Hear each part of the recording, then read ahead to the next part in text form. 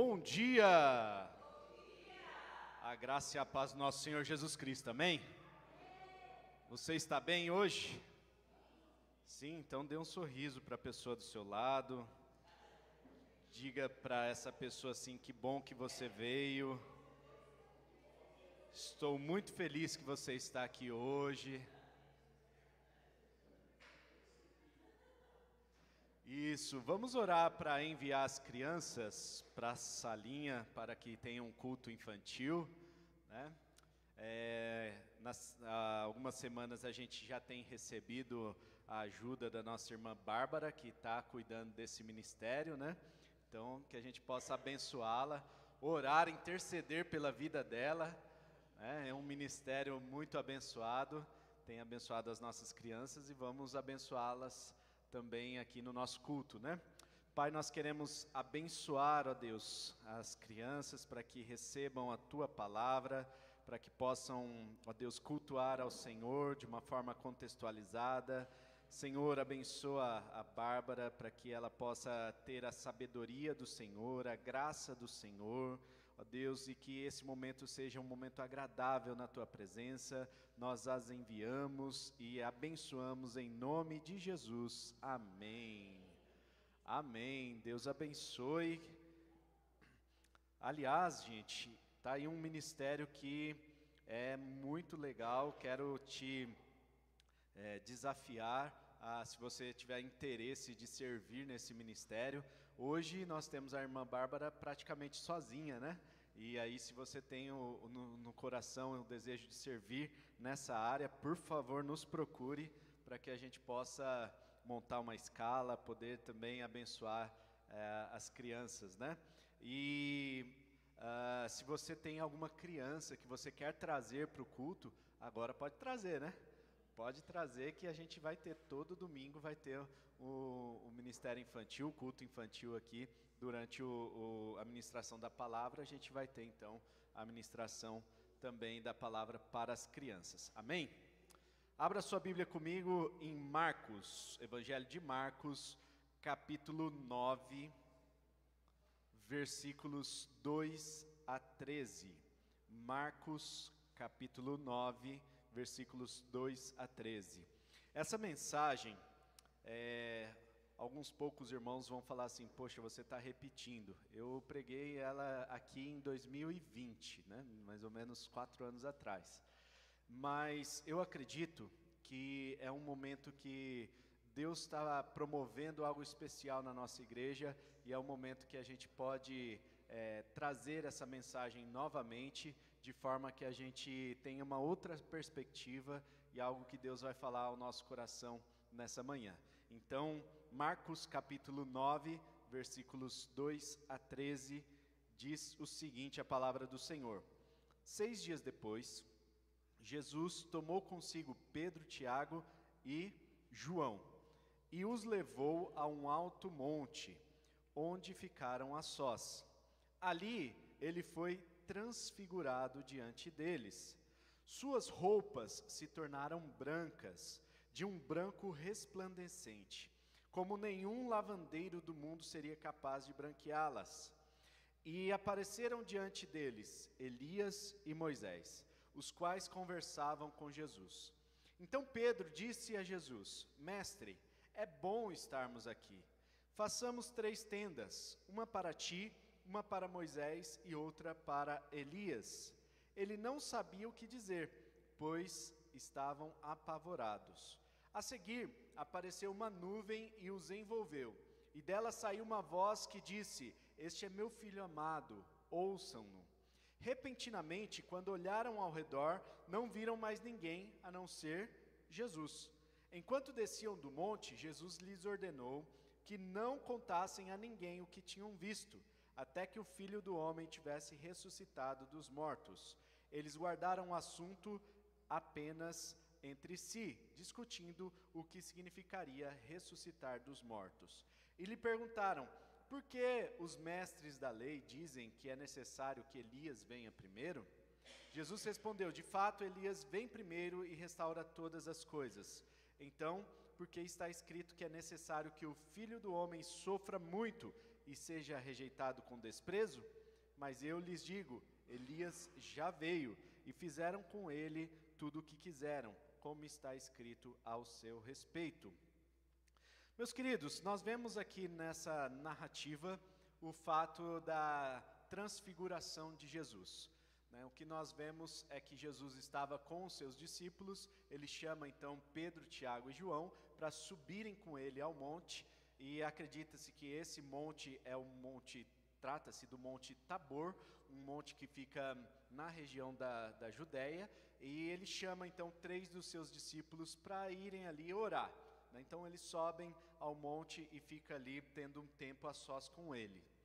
Acontece que no momento em que eles estavam orando, eles entraram em êxtase espiritual, então a gente não sabe a que nível que eles estavam ali de oração, se estavam de joelhos, se estavam clamando, gritando em alta voz, a gente não tem muitos detalhes do que estava acontecendo. O fato é que eles entram em êxtase, ali a presença de Deus toma a vida deles, de forma que eles ficam extasiados. E a roupa de Jesus, assim como o seu rosto e toda a roupa, começa a ficar branca. Diz o texto aqui que como nenhum lavandeiro do mundo seria capaz de fazer. Então nem a água sanitária mais potente não deixaria a roupa tão branca quanto a roupa que estava ali vestindo Jesus,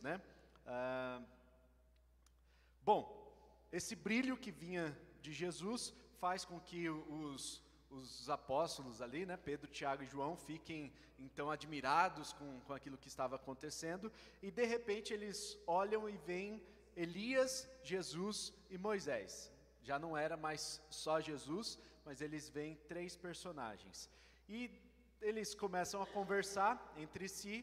Pedro fala, é bom que a gente faça aqui 3 tendas, é bom estarmos na presença de Elias aqui, é bom estarmos na presença de Moisés e do Senhor, que é o nosso mestre. Então vamos fazer o seguinte, vamos fazer 3 tendas aqui, vamos acampar, vamos passar a noite juntos aqui, é gostoso a gente estar na sua presença, vamos acampar. E aí Jesus fala para eles, que não é bem assim a história, o que acontece? Vem uma nuvem, e dentro dessa nuvem fala, este é meu filho amado, ouçam-no.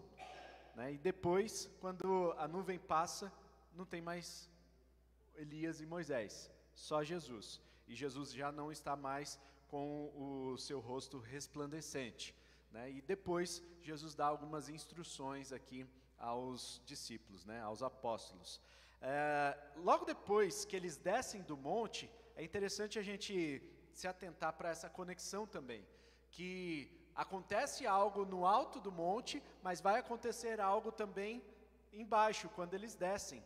Quando eles descem, logo que eles chegam lá, embaixo do monte, estavam os discípulos discutindo ali, porque alguns apóstolos, alguns discípulos, estavam tentando expulsar um demônio de uma criança, de um menino, e eles não estavam conseguindo.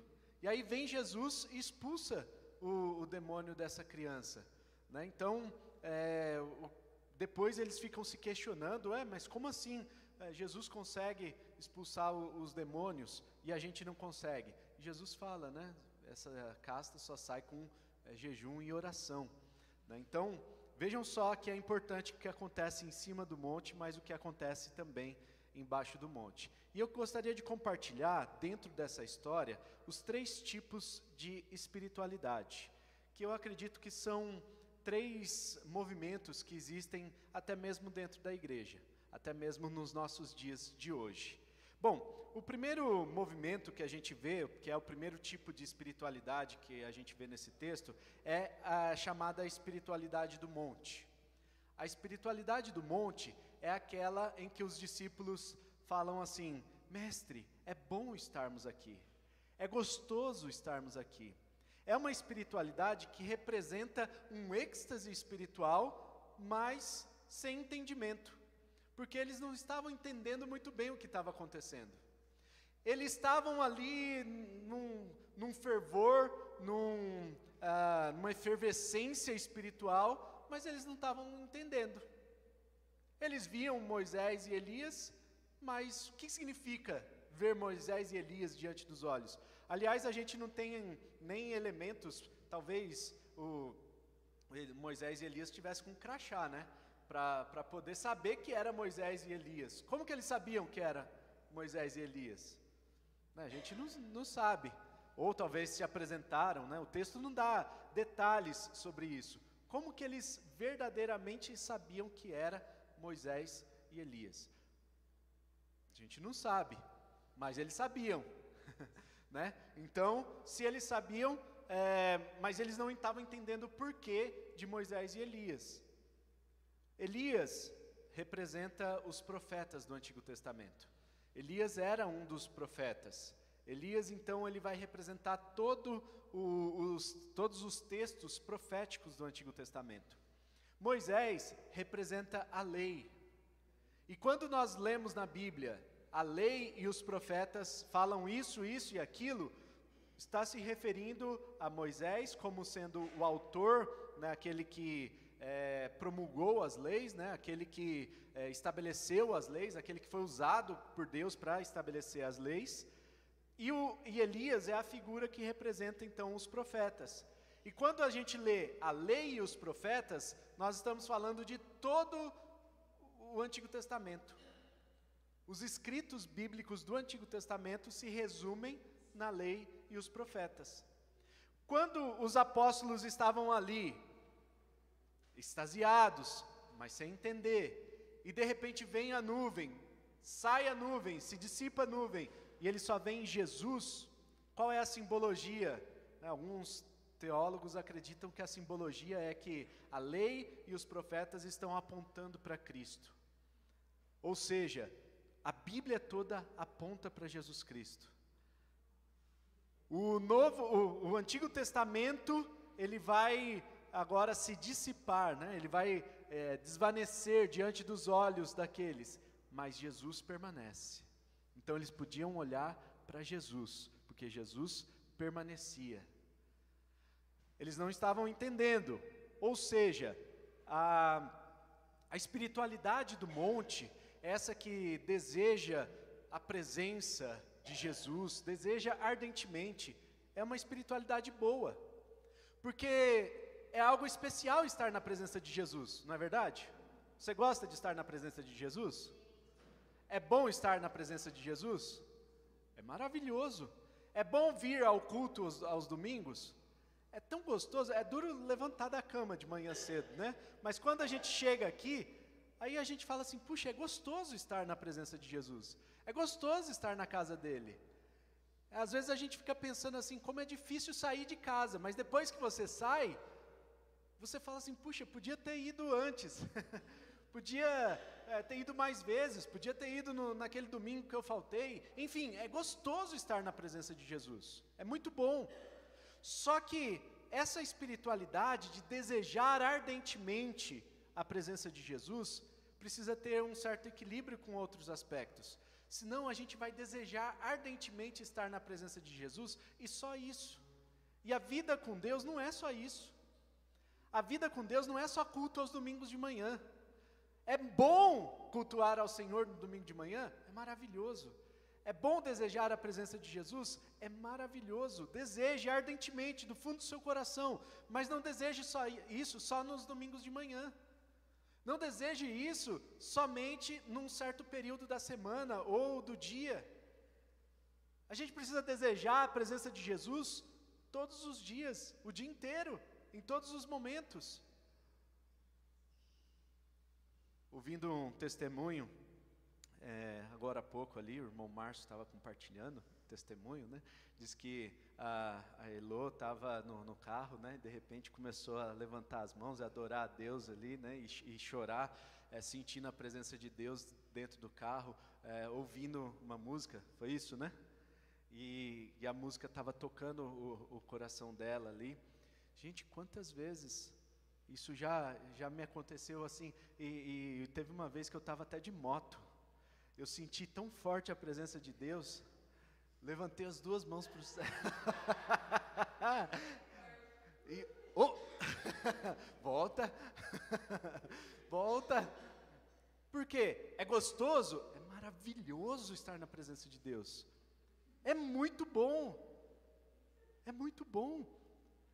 É que a moto tinha um esqueminha lá, que o acelerador engatava, assim, ó, ele não estava soltinho, aí eu conseguia prender o acelerador na velocidade, então era o piloto automático da moto. Eu conseguia deixar no piloto automático e ia lá sem as mãos e tal, adorando a Deus. E eu senti muito forte a presença de Deus diversas vezes, não só nessa vez da moto, né? Diversas outras vezes dentro do carro. O meu amorzão sabe como é que é. Às vezes a gente está viajando, está andando de carro, eu costumo colocar a música alta e ficar cantando altíssimo, assim, gritando dentro do carro, né? Então, se vocês veem um doido gritando aí pelas ruas, né, pode ser que seja eu mesmo, porque eu sinto muito forte a presença de Deus dessa forma, eu sinto. É gostoso? É maravilhoso. Só que a gente precisa ter um entendimento que não basta só isso. É gostoso estar na presença de Deus, mas a presença de Deus, né, e esse êxtase, sem entender o que está acontecendo, faz com que a gente fique, até certo ponto, entorpecido, né? Então a gente fica ali desnorteado, a gente fica sem razão, sem razoabilidade, né? Sem razão não, mas sem razoabilidade, né? Sem conseguir pensar da forma correta. Então a gente fica na nossa zona de conforto. É gostoso estar aqui, é gostoso estar na igreja. E gente, pensa numa pessoa, né? Eu era desde que eu era católico, mesmo antes de me converter à igreja evangélica, né, eu sempre fui rato de igreja, né? Então eu sempre ficava na igreja católica, eu vivia dentro da igreja, fazendo programação para jovens, desde criança, né, então a gente fazia programação para as crianças, depois eu estava em todas, depois quando me tornei jovem, eu fazia programação para jovens, liderei grupo de jovens na igreja católica, depois eu fui catequista, então liderava movimento de ensino já dentro da igreja católica, e depois eu passei um tempo fora da igreja, e quando eu voltei para a igreja evangélica, sexta-feira, depois do expediente, eu passava em casa, pegava meu colchãozinho, eu tinha um colchãozinho de enrolar, né, pegava o colchãozinho, colocava no porta-malas do carro, tinha um Chevette, né, e esse Chevette já andava com as minhas coisas lá dentro do porta-malas. Sexta-feira à tarde eu saía do trabalho, pegava as coisas em casa e ia para a igreja. E voltava para casa no domingo à noite. Para quê? Só para comer, né? Porque a gente volta para casa quando dá fome, né? Aí eu comia e depois já ia trabalhar no dia seguinte, ia dormir, na segunda-feira ia trabalhar. Então eu passava, o tempo que eu podia, eu passava na igreja. E fazendo o quê? Tudo. Jogando tênis de mesa, né, conversando com o pessoal. A gente eu aproveitei minha juventude assim, né? O tempo que eu fiquei na igreja antes de ir para Manaus, era assim que eu fazia. E depois, quando eu fui para Manaus, eu já morava dentro da igreja, né? Então, já dormia lá dentro da igreja, já ficava lá o tempo todo. Então, é gostoso estar na presença de Deus. É gostoso você estar na presença dos irmãos. E essa espiritualidade é boa, só que não é completa. Essa espiritualidade de êxtase sem entendimento faz com que a gente nem busque a Deus de uma forma mais completa. A gente nem ore, faz com que a gente nem ora. Por quê? Porque a gente está na presença dEle. A gente nem vai buscar Ele, porque a gente já está ali na presença dEle. Mas isso vai criando a nossa zona de conforto. É bom aqui. E o problema da zona de conforto é algo muito sério que acontece dentro da igreja, que a gente precisa abrir os nossos olhos. É uma doença da igreja, tá? Chama-se koinonite. Koinonite. A palavra koinonia em grego significa comunhão. Sabe quando você tem aquela amizade, aquele grupo de amigos, que um olha para o outro e já dá risada? Sabe quando você tem intimidade com uma pessoa, tanta intimidade que você cria um vínculo tão forte com essa pessoa que meia palavra basta? Você não precisa falar a piada inteira e a outra pessoa já está rindo. Você não precisa dar certos detalhes e as outras pessoas já entenderam o que você quer falar. Isso é bom? Isso é maravilhoso, gente. Só que qual é o problema disso? O problema é quando a gente não consegue receber pessoas novas dentro desse grupo. E aí se torna uma doença. Quando o grupo fica tão fechado, que não consegue atender as pessoas que estão chegando e querendo fazer parte desse grupo. Aí a gente começa a colocar dificuldade, né? Não, para você entrar no nosso grupo, você precisa saltar de paraquedas. Enquanto você não saltar de paraquedas, você não está apto a pertencer ao nosso grupo. A gente começa a colocar dificuldades para que a pessoa pertença àquele grupo. E queridos, nós somos uma igreja e nós precisamos entender que a igreja é um organismo vivo. É um organismo que tem vida própria. E se tem vida própria, ele tem nascimento, tem crescimento orgânico. Crescimento orgânico significa que nem sempre aquelas pessoas que estão ali vão continuar na caminhada, mas outras pessoas serão acrescentadas. E essas pessoas que serão acrescentadas serão envolvidas pela igreja de forma que a comunhão vai ser diferente. E outra coisa que é muito interessante, né? Eu tenho saudade desse tempo de rato de igreja. A gente tem saudade das coisas que a gente viveu. Tem muita saudade desse tempo. Mas nós estamos vivendo outro tempo, outros tempos. E novos tempos vão demandar novas atitudes. E é isso que a gente precisa entender nas outras espiritualidades que a gente vai ver, que vai ter um certo equilíbrio aqui. É bom estar na presença de Deus, é maravilhoso. Ontem a gente foi lá na festinha da fogueira, lá da igreja de Santo André. E gente, que gostoso, porque assim, sem programação nenhuma. A gente chegou lá, conversou, bateu papo, comemos e viemos embora. Foi isso que a gente fez. Só. Não teve rojões, não teve nada mirabolante, sabe? Não teve nada de programação, não teve um pastor pregando, nada disso. Por quê? Porque a gente precisa aprender a desfrutar as coisas que são maravilhosas dessa vida, e a presença uns dos outros são coisas, isso é maravilhoso. São as coisas mais maravilhosas da vida, são as pessoas que estão ao nosso redor. Ter a comunhão, aproveitar a presença de outros. E claro que a gente chegou lá e ficou a panelinha de São Bernardo, junto, a panelinha de Santo André pro outro lado. E aí daqui a pouco um olhava para o outro e falava assim, a gente precisa se espalhar, Então, de repente, um saía do grupo, ia lá com alguém de Santo André para conversar. De repente, um de Santo André vinha, conversava com a gente. Então, a gente vai interagindo, Parece um bando de caboclo, assim, que fica todo mundo assim, com medo de bicho do mato, para não conversar com o outro. Mas, de repente, um vem e aí quebra o gelo. E nisso a gente já começa a conversar com outros e assim por diante. Então é gostoso estar na presença de outras pessoas. Mas isso não pode, a nossa espiritualidade, a nossa vida com Jesus não é só isso. Amém? Não é só estar aqui em comunhão com os irmãos no domingo de manhã, ou no domingo à tarde, domingo à noite, ou no sábado. Tem mais coisas. E é isso que a gente precisa ver. O segundo tipo de espiritualidade é a espiritualidade do vale. Tem o pessoal que estava em cima do monte, mas tem o pessoal que estava embaixo do monte.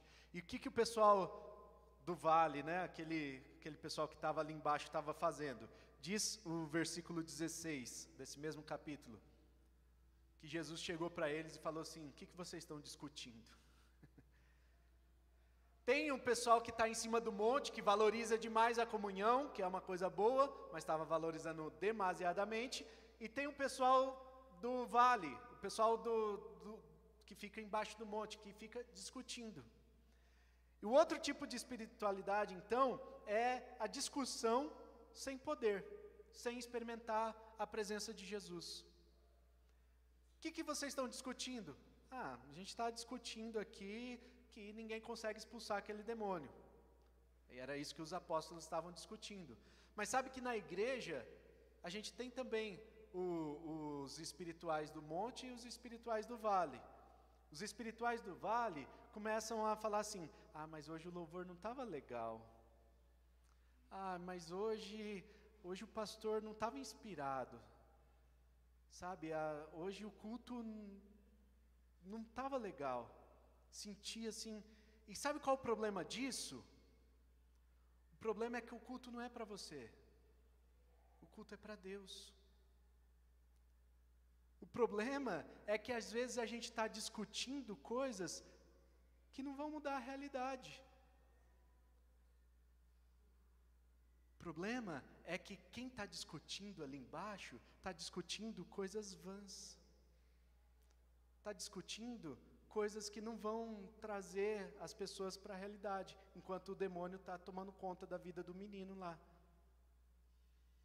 Está discutindo por que pintou a parede da igreja de cinza. Por que não pintou de vermelho? Sendo que eu falei para fazer uma listra vermelha aqui no meio, o símbolo do São Paulo, tá? Eu falei. Mas, queridos, a gente precisa parar com vãs discussões. A gente precisa entender que discussão infrutífera faz com que a gente perca tempo. Enquanto muitas pessoas estão endemoniadas, estão precisando de cura, estão precisando da nossa comunhão, estão precisando ser visitadas, estão precisando de oração, estão nos hospitais. Enquanto muitas pessoas estão realmente necessitadas de Jesus, nós estamos discutindo aqui, né, coisas, de repente, que não tem fundamento nenhum, que não vai levar a gente a lugar nenhum. Precisamos tomar muito cuidado com isso. A espiritualidade do monte é boa, mas precisa ter equilíbrio. A espiritualidade do vale é ruim, mas pode nos ajudar também em certos aspectos. Então, qual é o ponto de equilíbrio? Aí a gente olha para Jesus. Aí a gente vê a espiritualidade equilibrada. A espiritualidade de Jesus é interessante. E é esse o terceiro tipo de espiritualidade. A espiritualidade de Jesus é uma espiritualidade que valoriza a oração, porque Jesus subiu ao monte para orar. Valoriza o poder, os milagres, os sinais, as maravilhas, porque ele estava ali com o rosto transfigurado, porque ele mostrou para os discípulos que existe algo poderoso no Evangelho. Mas é uma espiritualidade de obediência. É uma espiritualidade que sai do monte e vai até as pessoas. Desce até as pessoas que estavam ali discutindo. É uma espiritualidade que busca a presença daqueles que estão perdidos, daqueles que estão precisando de libertação, daqueles que estão de alguma forma em cadeias, estão presos pelas correntes de Satanás. A espiritualidade de Jesus move os discípulos a orarem por aquele menino, move as pessoas a crer, diz o versículo 23, no 21, né? No 21 diz assim: Jesus perguntou ao pai do menino, há quanto tempo ele está assim? E o pai respondeu, desde a infância. Versículo 22, muitas vezes esse espírito tem lançado no fogo e na água para matá-lo, mas se podes fazer alguma coisa, tem compaixão de nós e ajuda-nos. Tem compaixão de nós e ajuda-nos.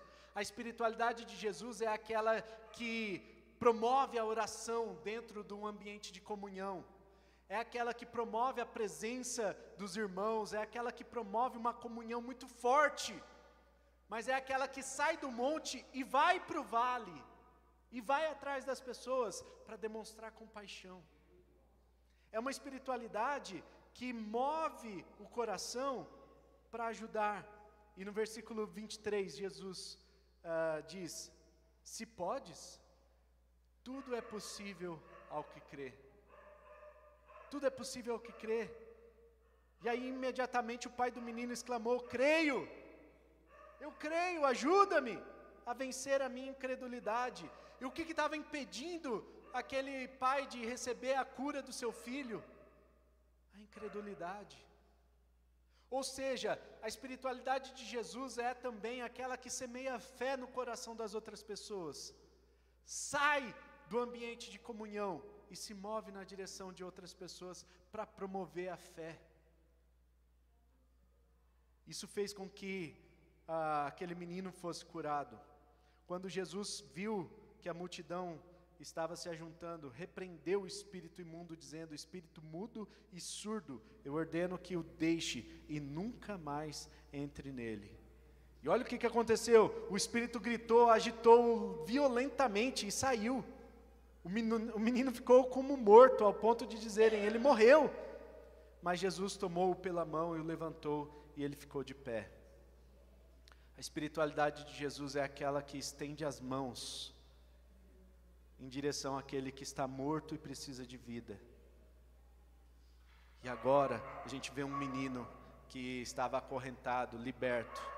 Aquele que foi dado como morto, né? As pessoas acharam que ele estava morto ali naquela hora, de tão violento que foi o sacode que o inimigo deu nele.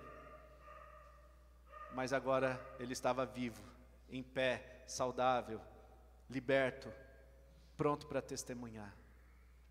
Essa é a espiritualidade que nós devemos buscar, queridos.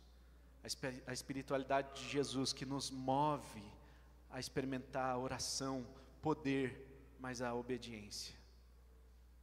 A obediência de ir até as pessoas, de demonstrar compaixão, de amar as pessoas. Nós temos vivido aqui na nossa igreja, irmãos, um novo tempo. Deus tem feito coisas extraordinárias no nosso meio. Esses dias eu fiz uma reflexão, né? Foi o ano que, desde que eu cheguei, tá? 2020 até 2024, né? Foi o ano que a gente mais teve que dar cartas de transferências. Ou seja, foi o ano que a gente mais perdeu. Mas foi também o ano que a gente mais ganhou. Porque Deus está mandando gente nova. Foi o ano que a gente batizou. Foi o ano que Deus mandou outras pessoas novas também.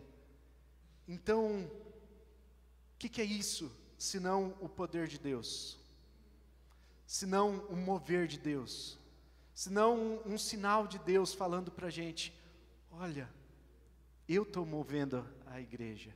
Eu estou fazendo algo novo. Eu estou fazendo algo especial no meio de vocês. Eu quero que a igreja do Senhor permaneça. E se Deus quer, nós precisamos andar em obediência, entendendo que a nossa espiritualidade precisa ser equilibrada, que a nossa espiritualidade precisa ser de compaixão, precisa ser de amor, precisa ser de ir na direção das pessoas, de amar, de viver em comunidade. Amém? Já ouviram falar da síndrome do porco-espinho? Síndrome do porco-espinho é uma coisa interessante, né? O porco-espinho, quando ele quer abraçar o outro, né? Ele vai, com seus espinhos, ele vai furar o seu amiguinho. Parece que dentro da igreja a gente está vivendo essa síndrome do porco-espinho, né? A gente quer abraçar um outro, mas os meus espinhos acabam ferindo as pessoas ao nosso redor, né? E na verdade, o que a gente precisa fazer para poder conseguir abraçar? A gente não precisa tirar os espinhos do outro. A gente precisa tirar os nossos espinhos. E aí a gente vai conseguir abraçar a outra pessoa. Quando a gente tira os nossos espinhos, aí eu estou apto a abraçar outra pessoa sem machucar e sem ferir outras pessoas. Tá bem, Henrique? Respira.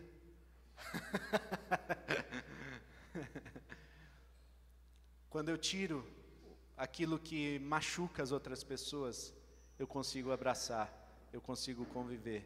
Quando eu tiro de mim aquilo que está alfinetando as outras pessoas, eu consigo conviver em comunidade. Esse é o grande desafio da nossa igreja nesse ano. Quando a gente fala de viver em um só coração, não estou falando que é algo simples. Eu estou dizendo que é algo que a Bíblia nos manda viver. Um só coração. Nós precisamos ter unidade para que a gente possa viver em comunidade. Aliás, comunidade, né? A palavra comunidade é com unidade, né? Então, a gente precisa viver em comunidade. É viver com unidade. Amém? Vamos orar? Pai Celestial, obrigado a Deus, porque por meio da sua palavra a gente pode refletir sobre as nossas vidas.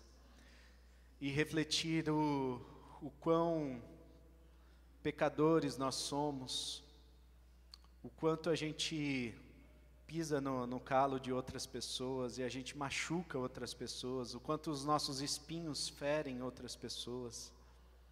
Mas, Senhor, nessa manhã nós queremos pedir a ajuda do Senhor para nos desvencilharmos dos nossos espinhos, daquilo que, de alguma forma, está atrapalhando que a gente viva em comunidade. Senhor, abre o nosso coração nessa manhã, fala conosco, ó Deus. Traz a verdade da sua palavra, traz a realidade dessa espiritualidade de Jesus que a gente quer viver na nossa igreja e nas nossas vidas. Uma espiritualidade que ama as pessoas, uma espiritualidade que valoriza a comunhão, mas que também vai na direção e mostra compaixão para com as pessoas. Senhor, coloca um amor sobrenatural no nosso coração.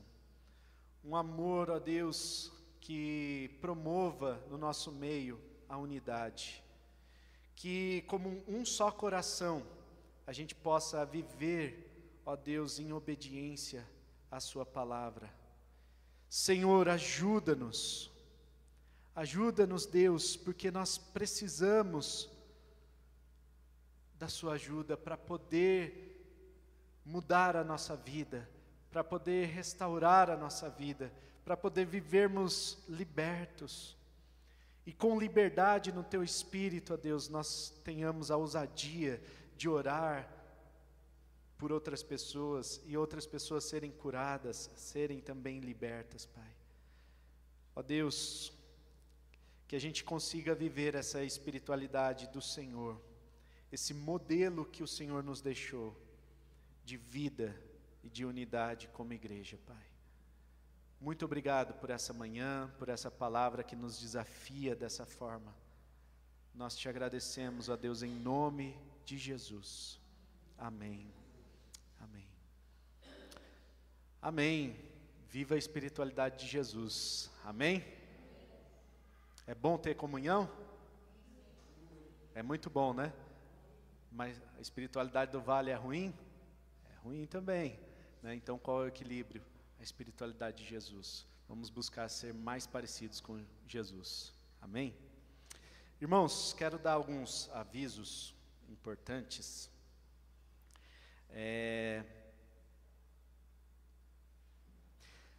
Nós estamos às vésperas de um evento que é o evento Festival do Japão. A nossa igreja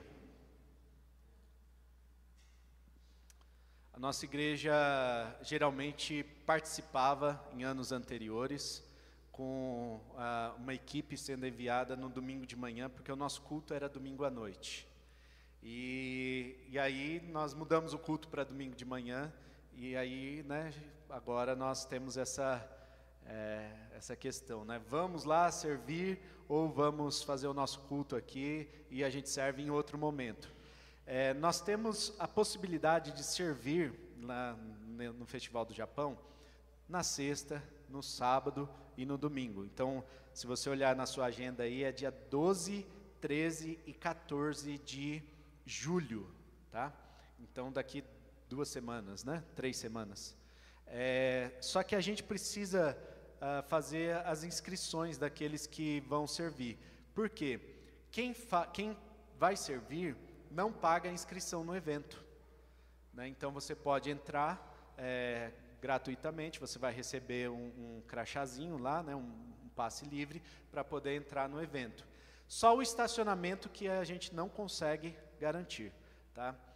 Então, se você quiser ir com o seu próprio veículo, você até a equipe está sugerindo de ir de transporte público, né? Ou de Uber, enfim, né? De forma que você não deixe o seu veículo lá, porque o estacionamento não é tão barato, tá? Bom, nós temos a possibilidade de enviar diversos irmãos que queiram servir. Quais são os trabalhos que precisam ser feitos? Né? Trabalho de distribuição de folhetos, canequinhas para tomar chá, né? Então, dar um sorriso, falar hi para o pessoal, né? Festival do Japão, o pessoal vai falar em Nihongo com você, você fala hi, né? Ou, como é que fala? Não sei falar japonês, o Marcelo falou para a gente ontem, Nihongo, wakarimasai, wakarimasu, wakarimase, wakarimase, ase, sen, wakarimasen. Isso aí. Então, Nihongo wakarimasen, né? Pronto. A pessoa já sabe que você não sabe falar. É isso aí. Fake news, boa. Então, gente, a gente tem a possibilidade de servir dando um sorriso, sendo simpáticos, né? Para que o espaço ali se torne um ambiente gostoso. É o espaço da longevidade, né? Eu mandei lá no grupo da igreja os horários que você pode servir, tá? Se você tem o desejo de servir, então fala com a gente, fala comigo. Pode falar também com o irmão Otani, que ele já está acostumado com o processo lá, então ele pode ajudar nessa parte, tá bom? Então, a gente quer montar uma equipe para poder servir. Nós vamos manter o nosso culto de domingo aqui, tá? Vai acontecer o culto normalmente. Nem todo mundo vai, imagino que o culto vai ser realmente com menos pessoas, mas quem quiser ir para o Festival do Japão, servir no domingo de manhã, vai ser bênção, né? Deus abençoe para que você faça um bom culto lá, né? A gente entende que o culto não é só aqui, a gente acabou de falar sobre isso, né? Culto não é só aqui, claro que se você puder dar prioridade para cá, amém, né? Mas se não puder, se você achar que vale a pena servir no domingo de manhã lá, amém também, Deus te abençoe nessa programação. E se você puder servir na sexta ou no sábado, que são os momentos que está precisando mais, então procure a gente para a gente poder fazer a sua inscrição para esse evento, tá bom? Então, Festival do Japão, dias 12, 13 e 14 de julho. Queridos, no dia 6 de julho, nós queremos fazer uma noite de comunhão aqui na igreja, tá? E também a gente não está pensando em coisas mirabolantes, não. Uma coisa bem simples. Dia 6 de julho é um sábado, a partir das 6 horas, a gente vai fazer a Noite dos Caldos, né? Então, o que é isso? Você traz um caldo da sua escolha. Se quiser sugestão, depois você pode falar aí com a Raquel, Sara, né, a Diana, tem bastante gente aí, a mulherada tá, a Midori pode sugerir, né? Enfim, você pode conversar aí entre as meninas para ver qual caldo que você pode trazer. Aliás, a gente vai correr uma lista, porque aí não corre o risco de repetir, né? Para não ficar também tanta comparação assim, né? O caldo de abóbora o Adriano disse que vai trazer um caldo de abóbora aí, né? O caldo de abóbora do Adriano é bom, mas o outro é ruim, né? Então... Bom dia, irmãos. Eu queria dizer que foi tão boa a ida para Santo André que a gente se animou para fazer nosso caldo aqui. Já tem a abóbora, o caldo na moranga, já tem o carê, já tem o caldo de galinha, já tem misogyro, enfim.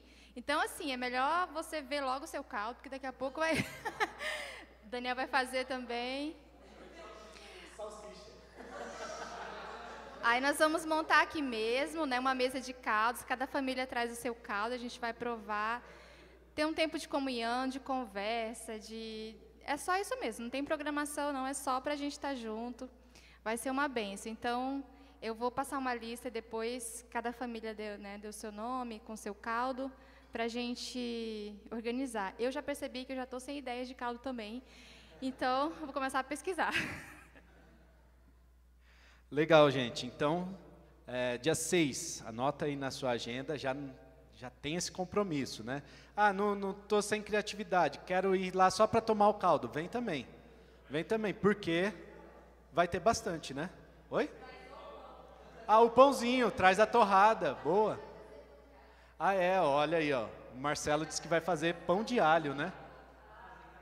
Pão de alho caseiro. Gente, olha, tá bom esse negócio, hein? 6 de julho, vai ter que ter Gohan, né? Ah, o dela é bom também? Ah, a receita é dela. Gente, moral da história, venha para a gente estar junto, só isso. É uma oportunidade para a gente estar junto. Você não quer trazer um caldo? Pode vir, vai ser muito bem-vindo, bem-vinda. Pode trazer gente de fora? Pode também, traz as pessoas de fora, convidados, convidadas, pode trazer, né? Então, ó, a Helena vai trazer a netinha. Para poder estar, ela tem que trazer... Ô, glória! Então a Helena vai estar. Mas pode trazer, tá? Convidados, familiares, para estar junto com a gente, tá bom? É um momento que a gente quer ter de comunhão e descontração mesmo, para a gente estar junto. Amém? Esqueci de alguma coisa? Hoje vai ter escola dominical, hein? Hoje tem. Não vão embora, hein, gente? Ó, tem um cafezinho lá, tem a bolachinha, mas vocês podem voltar depois para ED, tá? Acabou? Ô, Márcio.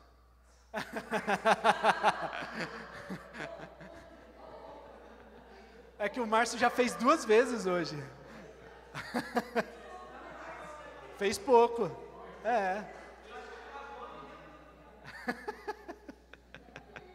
É brincadeira, viu, Márcio? É brincadeira, mas é verdade, né?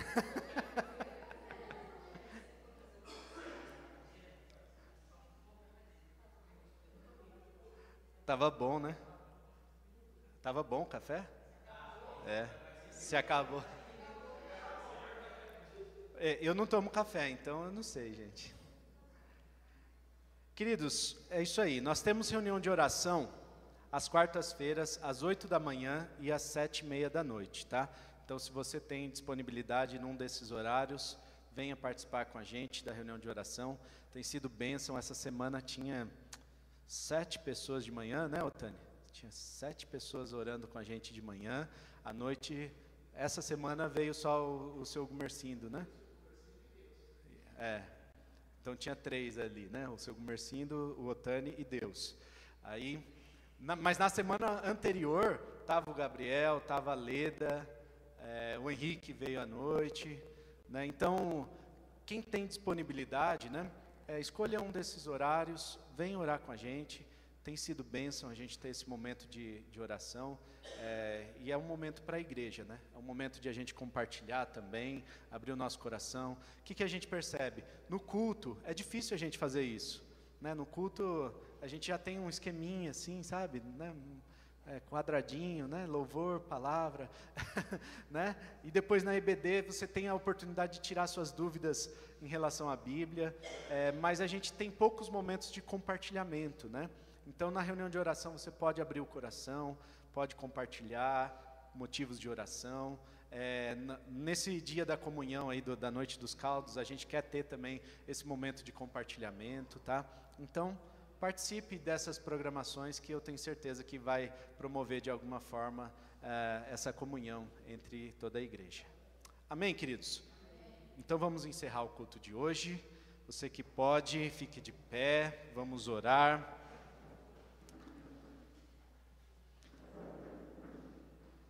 Cadê o Henrique? Tá ali?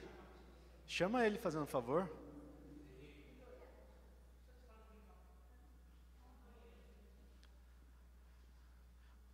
Bom, a gente ora encerrando o culto, depois o Henrique fala aí como que...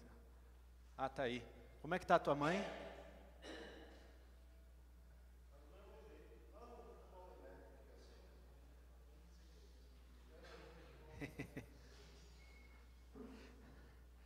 Então a dona Irene está internada ainda, né, na UTI. Nós estivemos visitando ela no começo da semana e os médicos não têm ainda um prognóstico bom, né? Para eles, assim, a situação está muito difícil e estão fazendo tudo o possível, está sendo bem cuidada. Agora sim. E nós queremos continuar orando, né? Pela dona Irene, pelo Henrique, a Leila, a outra irmã, como é que chama mesmo? A sua irmã lá do Rio? Edna. Né, vamos estar orando por essa família preciosa no nosso meio, né? E dona Irene é membro da nossa igreja, e a gente sente muito, né? Quando um membro está doente, né? Todo o corpo sente a dor. Então, que nós possamos continuar orando também durante a semana, lembrando de toda a família. Vamos orar? Senhor, tem misericórdia, ó Deus, da tua filha. Visite agora no leito de hospital. Nós ainda cremos na tua cura, cremos na tua restauração, cremos no poder do Senhor, cremos que o Senhor é todo poderoso para operar sinais e maravilhas. Cremos, ó Deus, que o Senhor sabe o que está acontecendo com a tua filha. E nós oramos, ó Deus, para que de forma sobrenatural ela experimente uma restauração, Pai. Nós oramos para que essa família seja abençoada por Ti, ó Deus. Oramos pelo Henrique, que aqui representa a sua família. Oramos pela Leila, pelo Bruno, pela Edna, por todos que pertencem a essa família, ó Deus. Que o Senhor dê sustento, que o Senhor dê, ó Deus, a Tua graça para cada um deles. Que o Senhor os ajude em todas as dificuldades. E oramos para que essa tempestade passe logo. Oramos para que o Senhor traga tempos de bonança, tempos de paz. Deus, em nome de Jesus, o Senhor tem poder para curar a tua filha. Nós cremos e entregamos a vida dela nas tuas mãos, Pai. E obrigado a Deus pela tua igreja que se reúne aqui aos domingos, pela tua igreja que está espalhada em diversos lugares da cidade, do mundo. Obrigado por aqueles que estão conosco online, o seu Manuel, o seu Araújo, ó Deus, a Cris, que também está assistindo a gente online hoje. Que o Senhor esteja com a Estherzinha, trazendo cura. Ó Deus, que o Senhor visite a cada um que está enfermo no dia de hoje, Pai. Que o Senhor traga cura para a tua igreja. Oramos, ó Deus, para que o teu poder, que não se limita a esse espaço físico, mas pode chegar a qualquer lugar desse mundo, ó Deus. Que o teu poder alcance essas vidas, ó Pai. Que o teu Espírito Santo possa ministrar a tua cura. E nós pedimos a sua bênção sobre o nosso dia de domingo, sobre as atividades que serão realizadas ainda hoje aqui na igreja. sobre a nossa semana que se inicia hoje. Pai, que o Senhor abençoe a cada um. O Senhor abençoe o nosso trabalho, abençoe nossos relacionamentos, abençoe a nossa família, abençoe, ó Deus, a provisão do Senhor sobre a nossa casa. Ó Deus, que tudo esteja debaixo do Teu querer, da Tua vontade. E que a graça do nosso Senhor Jesus Cristo, o amor eterno do nosso Deus e Pai, a comunhão, poder, orientação, direção, proteção, cura do Teu Espírito Santo, esteja com todos nós e com todo o povo de Deus, desde agora e para sempre. Amém e amém. Amém. Amém. Deus abençoe.